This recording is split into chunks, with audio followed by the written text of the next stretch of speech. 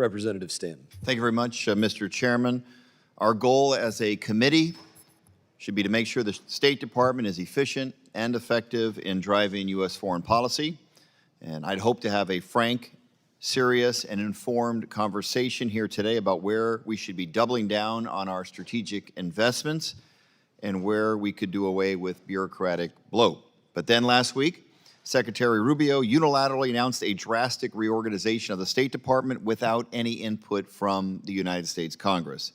It's part of a troubling pattern of this administration sidelining or completely going around the co-equal legislative branch and the people we represent. While there's no question that American foreign policy has made serious mistakes over the decades, in nearly every case those failures were made worse because administrations hid the truth from Congress, or they rushed decisions before the American people could weigh in.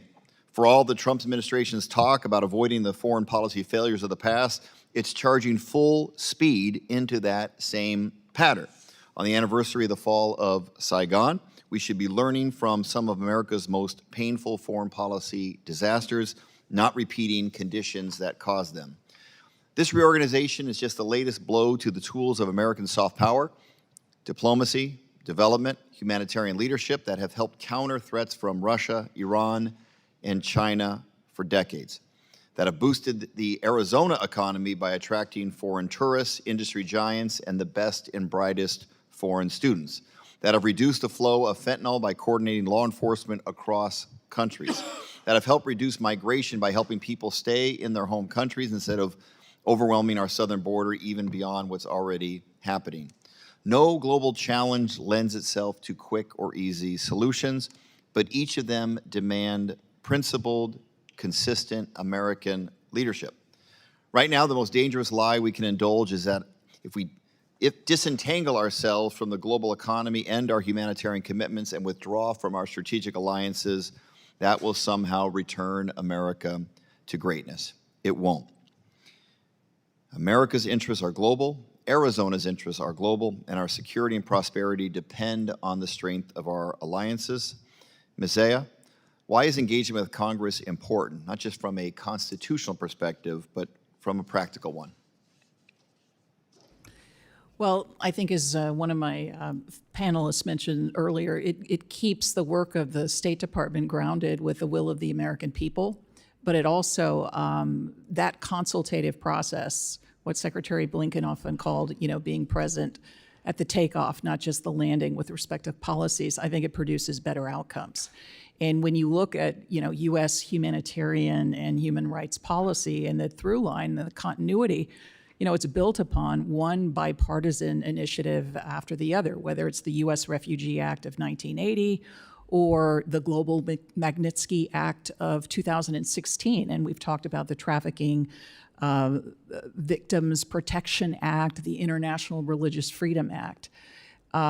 I seriously doubt that the Department of State, which I served proudly for most of my adult life, would have come up with those initiatives on its own without the leadership and the direction from the U.S. Congress. Follow-up question, do cuts of the kind proposed by Secretary Rubio signal an understanding of what is required to effectively compete with China, Russia, Iran, and other adversaries? I don't see that strategy in what has been presented so far. And I'll give you a small example. In addition to being an undersecretary, I was the U.S. Special Coordinator for Tibetan issues.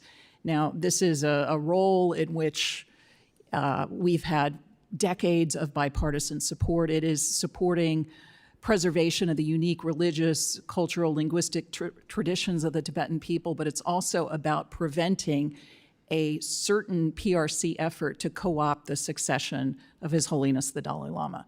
Tibet is considered a core issue for the CCP. It is a focus of attention where the repression has taken on the enormity of over 1 million children in government forced re-education, so-called boarding schools. The future of that position is completely unclear on that org chart. We were a small office. We were able to rally greater international support, devote attention to an issue that is coming to the fore with the Dalai Lama turning 90 this year. If we walk away from roles like this, it is literally a free giveaway to the CCP. That's a very powerful answer.